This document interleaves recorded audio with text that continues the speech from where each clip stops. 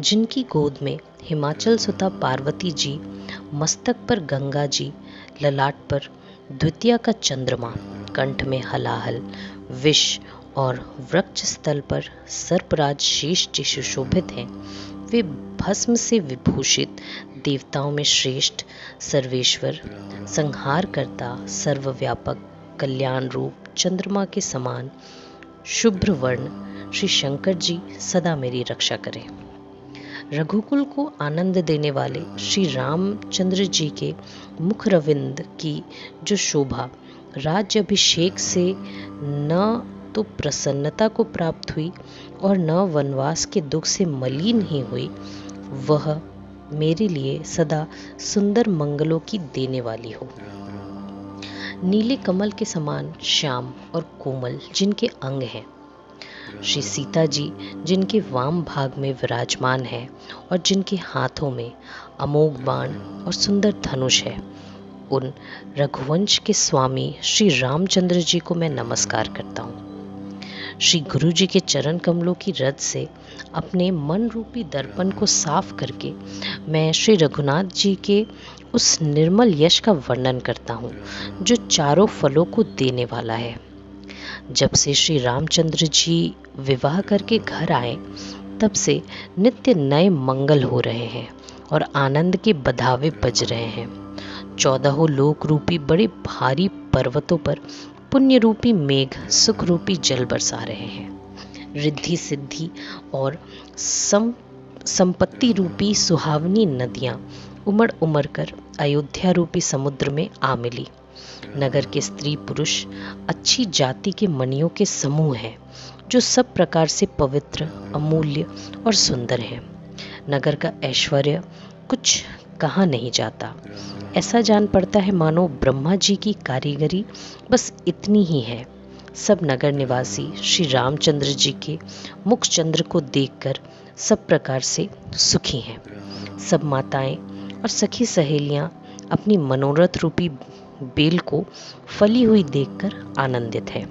श्री रामचंद्र जी के रूप, गुण, शील और स्वभाव को देख सुनकर राजा दशरथ जी बहुत ही आनंदित होते हैं। सबके हृदय में ऐसी अभिलाषा है कि सब महादेव जी को मानकर कहते हैं कि राजा अपने जीते जी श्री रामचंद्र जी को युवराज पद दे दें।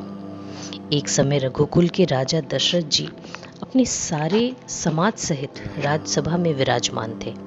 महाराज समस्त पुण्यों की मूर्ति हैं। उन्हें श्री रामचंद्र जी का सुंदर यश सुनकर अत्यंत आनंद हो रहा है। सब राजा उनकी कृपा चाहते हैं और लोकपालगण उनके रुख को रखते हुए प्रीति करते हैं। तीनों भवनों में और तीनों कालों में दशरथ जी के समान बड़भागी कोई नहीं है। मंगलों के मूल श्री रामचंद्र जी जिनके पुत्र हैं, उनके लिए जो कुछ कहा जाए सब थोड़ा है। राजा ने स्वाभाविक ही हाथ में दर्पण ले लिया और उसमें अपना मुंह देखकर मुकुट को सीधा किया। देखा कि कानों के पास बाल सफेद हो गए हैं, मानो बुढ़ापा ऐसा उपदेश कर रहा है कि हे राजन, श्री रामचंद्र जी को युवराज पद देकर अपने जीवन और जन्म का लाभ क्यों नहीं लेते। हृदय में यह विचार लाकर राजा दशरथ जी ने शुभ दिन और सुंदर समय पाकर प्रेम से पुलकित शरीर हो आनंद मग्न मन से उसे गुरु वशिष्ठ जी को जा सुनाया। राजा ने कहा, हे मुनिराज सुनिए, श्री रामचंद्र अब सब प्रकार से सब योग्य हो गए हैं। सेवक, मंत्री, सब नगर निवासी और जो हमारे शत्रु मित्र या उदासीन हैं, सभी को श्री रामचंद्र वैसे ही प्रिय हैं जैसे वे मुझको हैं। आपका आशीर्वाद ही मानो शरीर धारण करके शोभित हो रहा है। हे स्वामी, सारे ब्राह्मण परिवार सहित आपके ही समान उन पर स्नेह करते हैं। जो लोग गुरु के चरणों की रज को मस्तक पर धारण करते हैं, वे मानो समस्त ऐश्वर्य को अपने वश में कर लेते हैं। इसका अनुभव मेरे समान दूसरे किसी ने नहीं किया। आपकी पवित्र चरण रज की पूजा करके मैंने सब कुछ पा लिया। अब मेरे मन में एक ही अभिलाषा है, हे नाथ, वह भी आप ही के अनुग्रह से पूरी होगी। राजा का सहज प्रेम देखकर मुनि ने प्रसन्न होकर कहा, नरेश, आज्ञा दीजिए। हे राजन, आपका नाम और यश ही संपूर्ण मनचाही वस्तुओं को देने वाला है। हे राजाओं के मुकुटमणि, आपके मन की अभिलाषा फल का अनुगमन करती है। आपकी जी में गुरु जी को सब प्रकार से प्रसन्न जानकर हर्षित होकर राजा कोमल वाणी से बोले, हे नाथ, श्री रामचंद्र को युवराज कीजिए, कृपा करके कहिए तो तैयारी की जाए। मेरे जीते जी यह आनंद उत्सव हो जाए, सब लोग अपने नेत्रों का लाभ प्राप्त करें। प्रभु के प्रसाद से शिवजी ने सब कुछ निभा दिया, केवल यही एक लालसा मन में रह गई है। इस लालसा के पूर्ण हो जाने पर फिर सोच नहीं, शरीर रहे या चला जाए, जिससे मुझे पीछे पछतावा ना हो। दशरथ जी के मंगल और आनंद के मूल सुंदर वचन सुनकर मुनि मन में बहुत प्रसन्न हुए। वशिष्ठ जी ने कहा, हे राजन, सुनिए, जिनसे विमुख होकर लोग पछताते हैं और जिनके भजन बिना जी की जलन नहीं जाती, वही स्वामी श्री राम जी आपके पुत्र हुए हैं, जो पवित्र प्रेम के अनुगामी हैं। हे राजन, अब देर न कीजिए, शीघ्र सब सामान सजाइए। शुभ दिन और सुंदर मंगल तभी है जब श्री रामचंद्र जी युवराज हो जाएं। राजा आनंदित होकर महल में आए और उन्होंने सेवकों को तथा मंत्री सुमंत्र को बुलवाया। उन लोगों ने जय जीव कहकर सिर नवाए। तब राजा ने सुंदर मंगल वचन सुनाए और कहा, यदि पंचों को यह मत अच्छा लगे तो हृदय में हर्षित होकर आप लोग श्री रामचंद्र का राज तिलक कीजिए। इस प्रिय वाणी को सुनते ही मंत्री ऐसे आनंदित हुए मानो उनके मनोरथ रूपी पौधे पर पानी पड़ गया हो। मंत्री हाथ जोड़कर विनती करते हैं कि हे जगतपति, आप करोड़ों वर्ष जिए। आपने जगत भर का मंगल करने वाला भला काम सोचा है। हे नाथ, शीघ्रता कीजिए, देर न लगाइए। मंत्रियों की सुंदर वाणी सुनकर राजा को ऐसा आनंद हुआ मानो बढ़ती हुई बेल सुंदर डाली का सहारा पा गई। राजा ने कहा, श्री रामचंद्र जी के राज्याभिषेक के लिए मुनिराज वशिष्ठ जी की जो जो आज्ञा हो, आप लोग वही सब तुरंत करें। मुनिराज ने हर्षित होकर कोमल वाणी से कहा कि संपूर्ण श्रेष्ठ तीर्थों का जल ले आओ। फिर उन्होंने औषधि, मूल, फूल, फल और पत्र आदि अनेकों मांगलिक वस्तुओं के नाम गिनकर बताए। चवर, मर्गचर्म, मृगचर्म, बहुत प्रकार के वस्त्र, असंख्य जातियों के ऊनी और रेशमी कपड़े, मणियों तथा और भी बहुत सी मंगल वस्तुएं जो जगत में राज्याभिषेक के योग्य होती हैं। मुनि ने वेदों में कहा हुआ सब विधान बताकर कहा, नगर में बहुत से मंडप सजाओ, फलों समेत आम, सुपारी और केले के वृक्ष नगर की गलियों में चारों ओर रोप दो। सुंदर मणियों के मनोहर चौक पुरवाओ और बाजार को तुरंत सजाने के लिए कह दो। श्री गणेश जी, गुरु और कुल देवता की पूजा करो और भूदेव ब्राह्मणों की सब प्रकार से सेवा करो। ध्वजा, पताका, तोरण, कलश, घोड़े, रथ और हाथी सबको सजाओ। मुनिश्रेष्ठ वशिष्ठ जी के वचनों को सिरोधार्य करके सब लोग अपने अपने काम में लग गए। मुनीश्वर ने जिसको जिस काम के लिए आज्ञा दी, उसने वह काम मानो पहले से ही कर रखा था। राजा ब्राह्मण, साधु और देवताओं को पूज रहे हैं और श्री रामचंद्र जी के लिए सब मंगल कार्य कर रहे हैं। श्री रामचंद्र जी के राज्याभिषेक की सुहानी खबर सुनते ही अवध भर में बड़ी धूम से बधावे बजने लगे। श्री रामचंद्र जी और सीता जी के शरीर में भी शुभ शकुन सूचित हुए। उनके सुंदर मंगल अंग फड़कने लगे।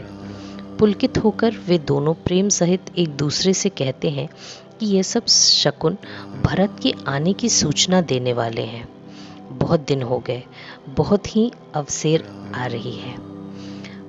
शकुनों से प्रिय भरत के मिलने का विश्वास होता है, और भरत के समान जगत में कौन प्यारा है। शकुन का बस यही फल है, दूसरा नहीं। श्री रामचंद्र जी को भाई भरत का दिन रात ऐसा सोच रहता है जैसे कछुए का हृदय अंडों में रहता है। इसी समय यह परम मंगल समाचार सुनकर सारा रनिवास हर्षित हो उठा, जैसे चंद्रमा को बढ़ते देखकर समुद्र में लहरों का विलास सुशोभित होता है। सबसे पहले जाकर जिन्होंने ये वचन सुनाए, उन्होंने बहुत से आभूषण और वस्त्र पाए। रानियों का शरीर प्रेम से पुलकित हो उठा और मन प्रेम में मग्न हो गया। वे सब मंगल कलश सजाने लगी।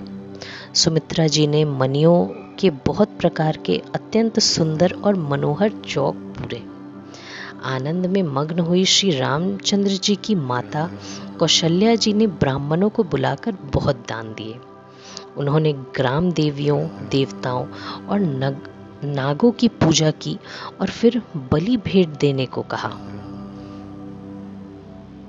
और प्रार्थना की कि जिस प्रकार से श्री रामचंद्र जी का कल्याण हो, दया करके वही वरदान दीजिए। कोयल की सी मीठी वाणी वाली, चंद्रमा के समान मुख वाली और हिरण के बच्चे के से नेत्र वाली स्त्रियां मंगल गान करने लगी। श्री रामचंद्र जी का राज्याभिषेक सुनकर सभी स्त्री पुरुष हृदय में हर्षित हो उठे और विधाता को अपने अनुकूल समझकर सब सुंदर मंगल साज सजाने लगे। तब राजा ने वशिष्ठ जी को बुलाया और शिक्षा देने के लिए श्री रामचंद्र जी के महल में भेजा। गुरु का आगमन सुनते ही श्री रघुनाथ जी ने दरवाजे पर आकर उनके चरणों में मस्तक नवाया। आदर पूर्वक अर्घ्य देकर उन्हें घर में लाए और षोडशोपचार से पूजा करके उनका सम्मान किया। फिर सीता जी सहित उनके चरण स्पर्श किए और कमल के समान दोनों हाथों को जोड़कर श्री रामचंद्र जी बोले, यद्यपि सेवक के घर स्वामी का पधारना मंगलों का मूल और अमंगलों का नाश करने वाला होता है, तथापि हे नाथ, उचित तो यही था कि प्रेम पूर्वक दास को ही कार्य के लिए बुला भेज दे।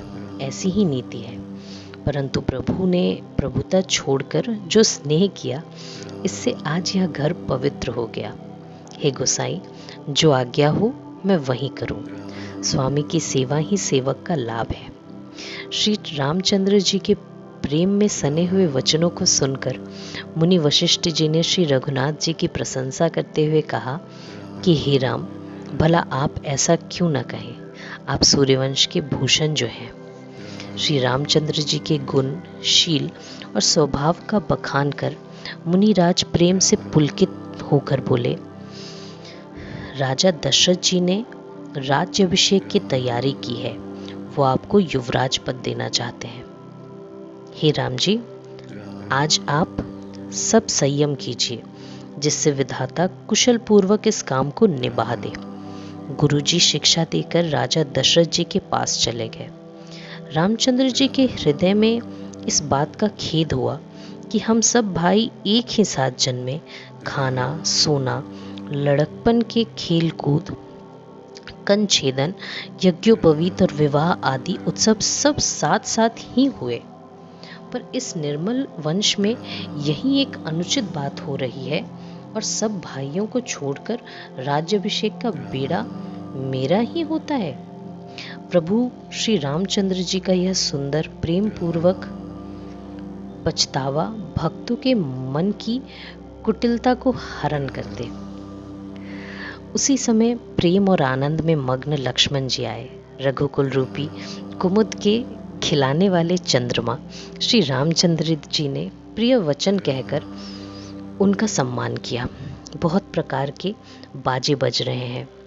नगर के अतिशय आनंद का वर्णन नहीं हो सकता। सब लोग भरत जी का आगमन मना रहे हैं और कह रहे हैं कि वे भी शीघ्र आएं और नेत्रों का फल प्राप्त करें।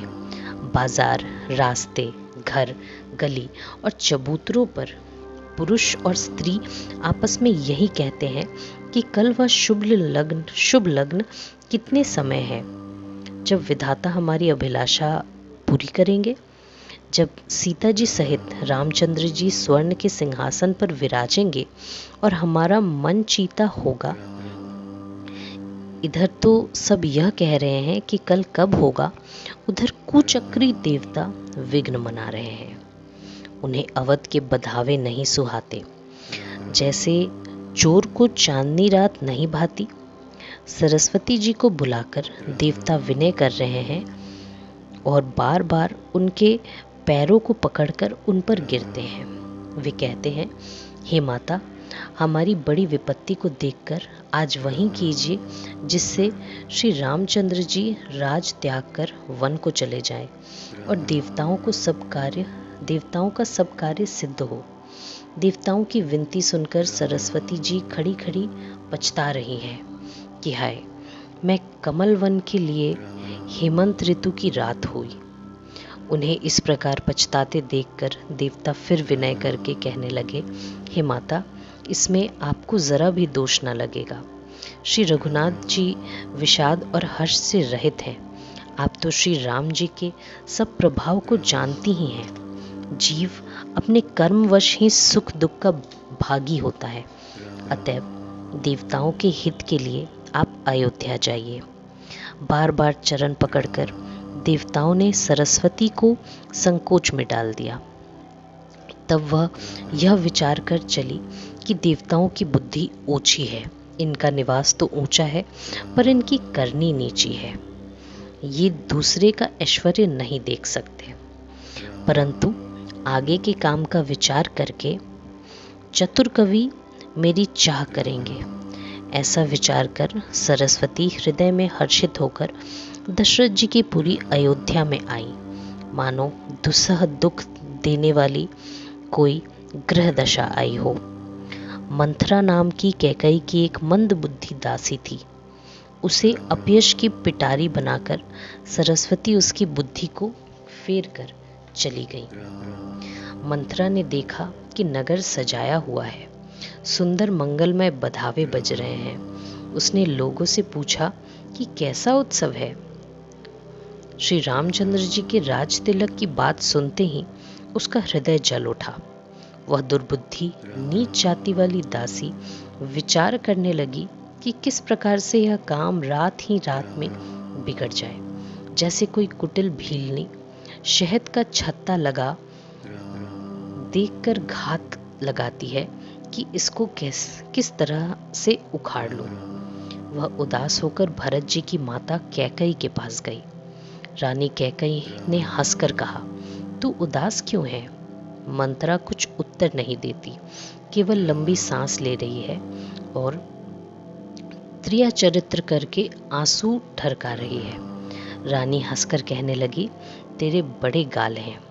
मेरा मन कहता है कि लक्ष्मण ने तुझे कुछ सीख दी है, तब भी वह महापापिनी दासी कुछ भी नहीं बोलती। ऐसी लंबी सांस छोड़ रही है मानो काली नागिन। तब रानी ने डर कर कहा, अरे कहती क्यों नहीं? श्री रामचंद्र, राजा, लक्ष्मण, भरत और शत्रुघ्न कुशल से तो हैं। यह सुनकर कुबरी मंथरा के हृदय में बड़ी ही पीड़ा हुई। वह कहने लगी, हे माई, हमें कोई क्यों सीख देगा कि मैं किसका बल पाकर गाल करूंगी? रामचंद्र को छोड़कर आज और किसी की कुशल है जिन्हें राजा युवराज पद दे रहे हैं? आज कौशल्या को विधाता बहुत ही दाहिने हुए हैं। यह देखकर उनके हृदय में गर्व समाता नहीं। तुम स्वयं जाकर यह शोभा क्यों नहीं देख लेती, जिसे देखकर मेरे मन में शोभ हुआ। तुम्हारा पुत्र परदेश में है, तुम्हें कुछ सोच नहीं? जानती हो कि स्वामी हमारे वश में है। तुम्हें तो तोसक पलंग पर पड़े पड़े नींद लेना ही बहुत प्यारा लगता है। राजा की कपट भरी चतुराई तुम नहीं देखती? मंथरा के प्रिय वचन सुनकर किंतु उसकी मन की मैल जानकर रानी झुक कर बोली, बस अब चुप रहे, घर फोड़ी कहीं की। जो फिर कभी ऐसा कहा तो तेरी जीभ पकड़कर निकलवा लूंगी। कानों, लंगड़ों और कुबड़ों को कुटिल और कुचाली जानना चाहिए, उसमें भी स्त्री और खासकर दासी। इतना कहकर भरत जी की माता कैकई मुस्कुरा दी और फिर बोली, हे प्रिय वचन कहने वाली मंत्रा, मैंने तुझको यह सीख दी है, मुझे तुझ पर स्वप्रेम में भी क्रोध नहीं आता। सुंदर मंगलदायक शुभ दिन वही होगा जिस दिन तेरा कहना सत्य होगा। बड़ा भाई स्वामी और छोटा भाई सेवक होता है, यह सूर्यवंश की सुहावनी रीति ही है। यदि सचमुच कल ही श्री राम का तिलक है तो हे सखी, तेरे मन को अच्छी लगे वही वस्तु मांग ले, मैं दूंगी। राम को सहज स्वभाव से सब माताएं कौशल्या के समान ही प्यारी हैं। मुझ पर तो वे विशेष प्रेम करते हैं। मैंने उनकी प्रीति की परीक्षा करके देख ली है। जो विधाता कृपा करके जन्म दे तो श्री रामचंद्र पुत्र और सीता बहू हो। श्री राम मुझे प्राणों से भी अधिक प्रिय है। उनके तिलक से तुझे शोभ कैसा? तुझे भरत की सौगंध है, छल कपट छोड़कर सच सच कह। तू हर्ष के समय विषाद कर रही है, मुझे इसका कारण सुना।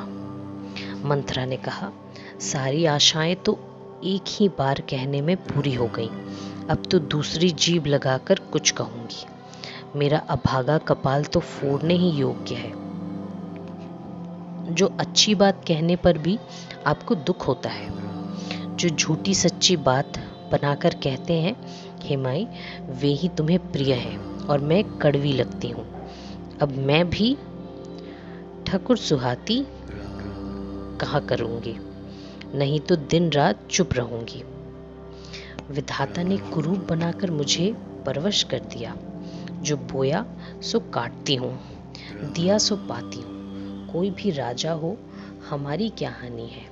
दासी छोड़कर क्या अब मैं रानी होंगी? हमारा स्वभाव तो जलाने ही योग्य है, क्योंकि तुम्हारा अहित मुझसे देखा नहीं जाता, इसलिए कुछ बात चलाई थी। किंतु हे देवी, हमारी बड़ी भूल हुई, क्षमा करो। आधार रहित बुद्धि की स्त्री और देवताओं की माया के वश में होने के कारण रहस्य युक्त कपट भरे प्रिय वचनों को सुनकर रानी कैकई ने बैरिन मंथरा को अपनी सुहृद जानकर उसका विश्वास कर लिया। बार बार रानी उससे आदर के साथ पूछ रही है, मानो भिलनी के गान से हिरनी मोहित हो गई हो। जैसी भावी है वैसी ही बुद्धि भी फिर गई। दासी अपना दांव लगा जानकर हर्षित हुई। तुम पूछती हो, किंतु मैं कहते डरती हूँ, क्योंकि तुमने पहले ही मेरा नाम घड़फोड़ी रख दिया है। बहुत तरह से गढ़ छोल कर, खूब विश्वास जमाकर तब वह अयोध्या की साढ़ साती बोली, हे रानी, तुमने जो कहा कि मुझे सीताराम प्रिय है और राम को तुम प्रिय हो, सो यह बात सच्ची है, परंतु यह बात पहले थी, वे दिन अब बीत गए। समय फिर जाने पर मित्र शत्रु हो जाते हैं। सूर्य कमल के कुल का पालन करने वाला है, पर बिना जल के वही सूर्य उनको जलाकर भस्म कर देता है। सौत कौशल्या तुम्हारी जड़ उखाड़ना चाहती है, अतः उपाय रूपी श्रेष्ठ बाढ़ लगाकर उसे रूंध दो। तुमको अपने सुहाग के बल पर कुछ भी सोच नहीं है। राजा को अपने वश में जानती हो, किंतु राजा मन के मैले और मोह के मीठे हैं और उनका सीधा स्वभाव है। राम की माता बड़ी चतुर और गंभीर है, उसने मौका पाकर अपनी बात बना ली। राजा ने जो भरत को ननिहाल भेज दिया, उसमें आप बस राम की माता की ही सलाह समझिए। कौशल्या समझती है कि और सब सौते तो मेरी अच्छी तरह सेवा करती हैं। एक भरत की माँ पति के बल पर गर्वित रहती है।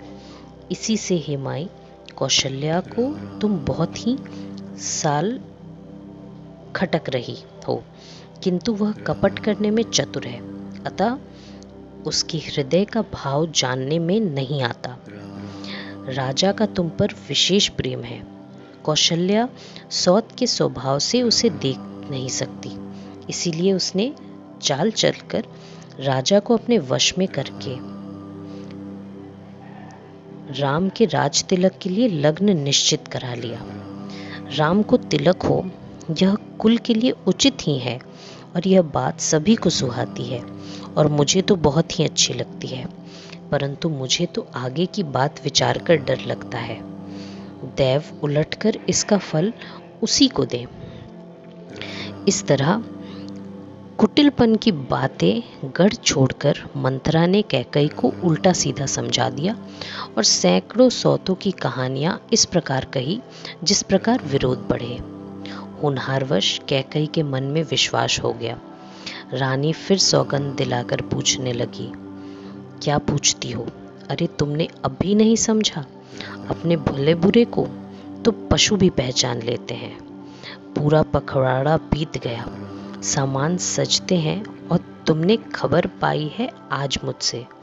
मैं तुम्हारे राज में खाती पहनती हूँ, इसलिए सच कहने में मुझे कोई दोष नहीं।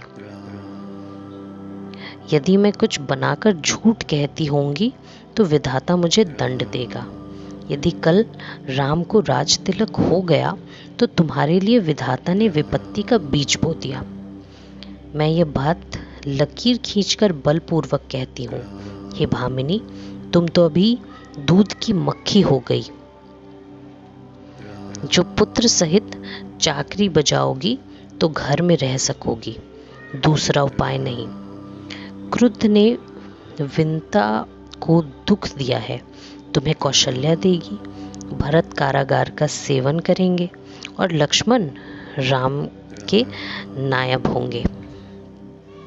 कैकई मंत्रा की कड़वी वाणी सुनते ही डरकर सूख गई, कुछ बोल नहीं सकी। शरीर में पसीना हो आया और वह केले की तरह कांपने लगी।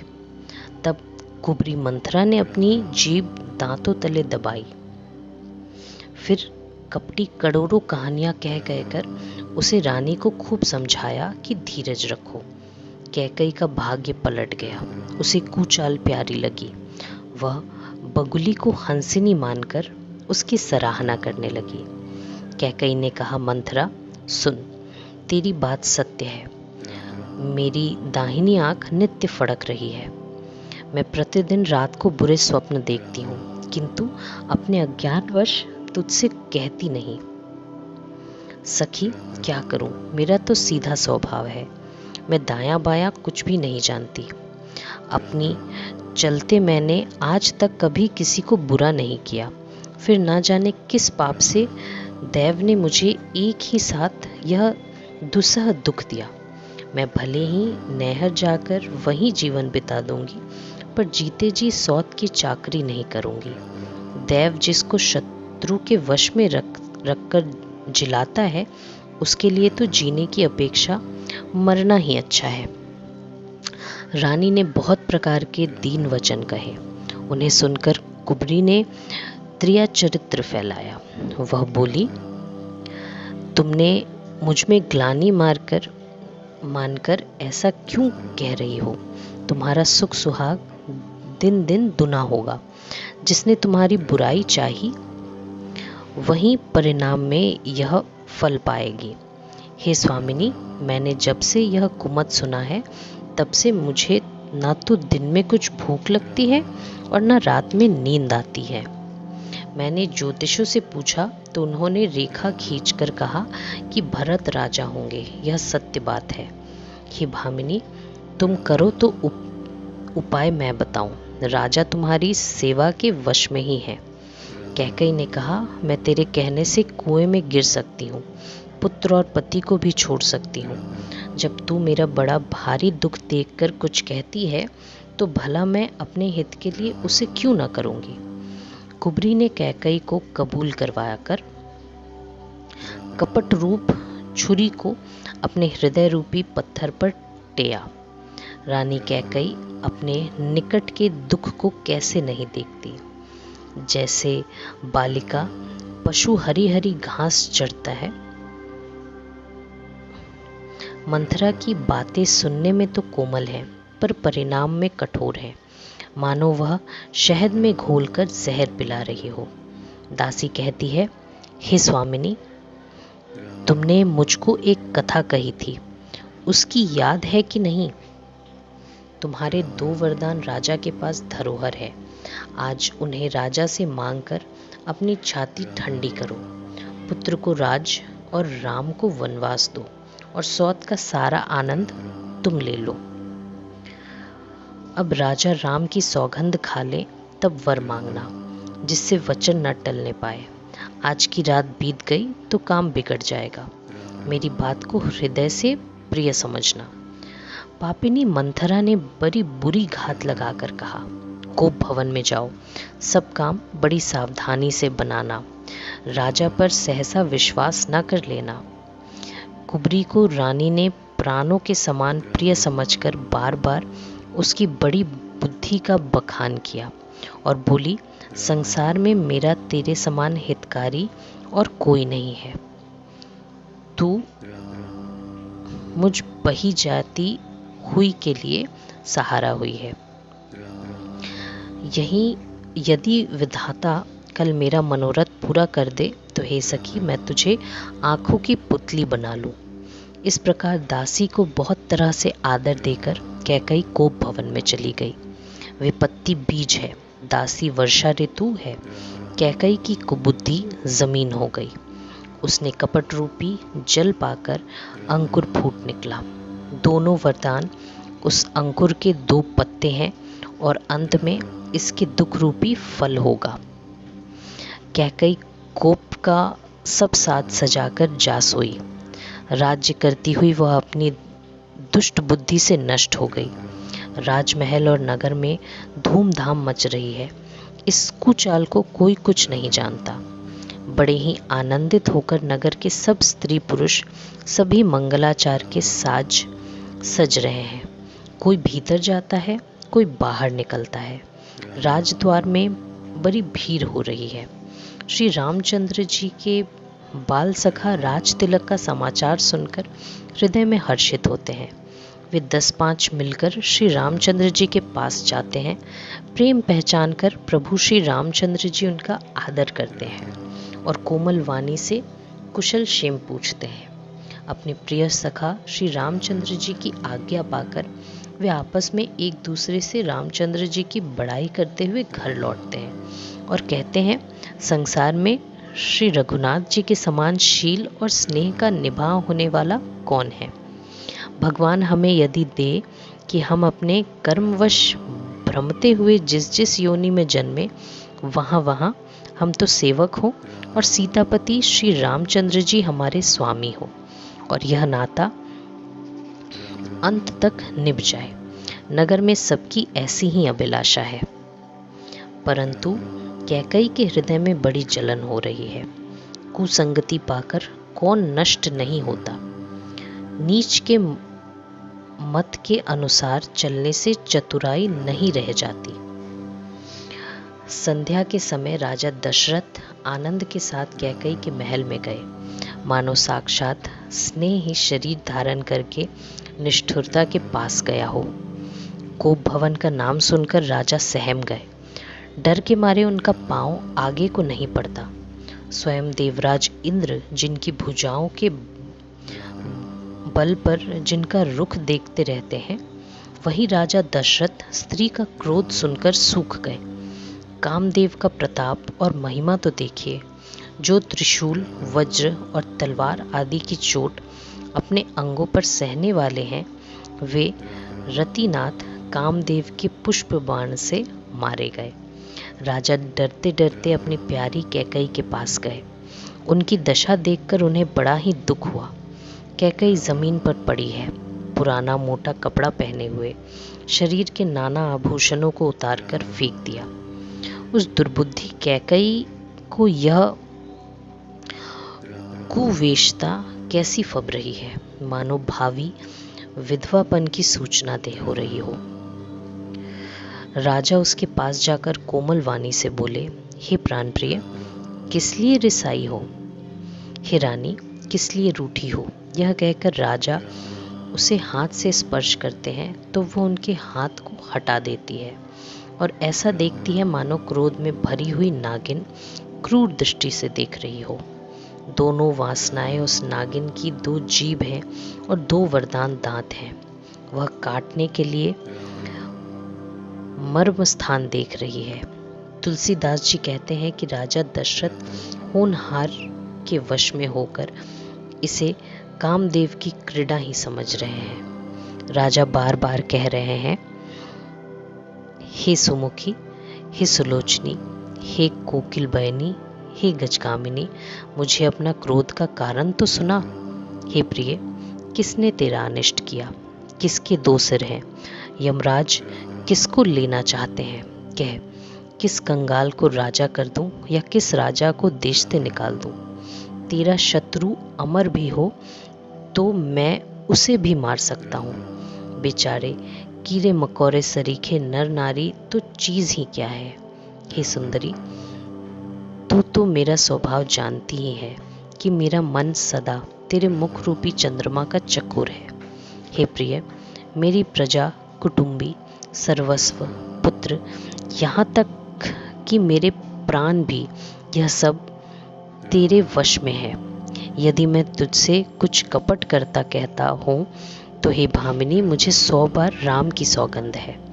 तू हंसकर अपनी मनचाही बात मांग ले और अपने मनोहर अंगों को आभूषणों से सजा।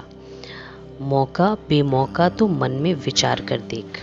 हे प्रिय, जल्दी इस बुरे वेश को त्याग दे। यह सुनकर और मन में राम जी की बड़ी सौगंध को विचार कर मंदबुद्धि कैकई हंसती हुई उठी और गहने पहनने लगी, मानो कोई भूहिलनी मृग को देखकर फंदा तैयार कर रही हो। अपने जीभ में कैकई को सुहृद जानकर राजा दशरथ जी प्रेम से पुलकित होकर कोमल और सुंदर वाणी से फिर बोले, हे भामिनी, तेरा मन चीता हो गया। नगर में घर घर आनंद के बधावे बज रहे हैं। मैं कल ही राम को युवराज पद दे रहा हूँ, इसलिए हे सुनयनी, तू मंगल साज सज। यह सुनते ही उसका कठोर हृदय दलक उठा, मानो पका हुआ बाल तोड़ छू गए हो। ऐसी भारी पीड़ा को भी उसने हंसकर छिपा लिया। जैसे चोर की स्त्री प्रकट होकर नहीं रोती, राजा उसकी कपट चतुराई को नहीं लख रहे, क्योंकि वह करोड़ों कठपुतलों की शिरोमणि गुरु मंथरा की पढ़ाई हुई है। यद्यपि राजा नीति में निपुण है, परंतु त्रियाचरित अथाह समुद्र है। फिर वह कपट युक्त प्रेम बढ़ाकर नेत्र और मुंह मोड़कर हंसती हुई बोली, हे प्रियतम, आप मांग मांग कर तो कहा करते हैं, पर देते लेते कभी कुछ नहीं। आपने 2 वरदान देने को कहा था, उसके भी मिलने में संदेह है। राजा ने हंसकर कहा कि अब मैं तुम्हारा मर्म समझा।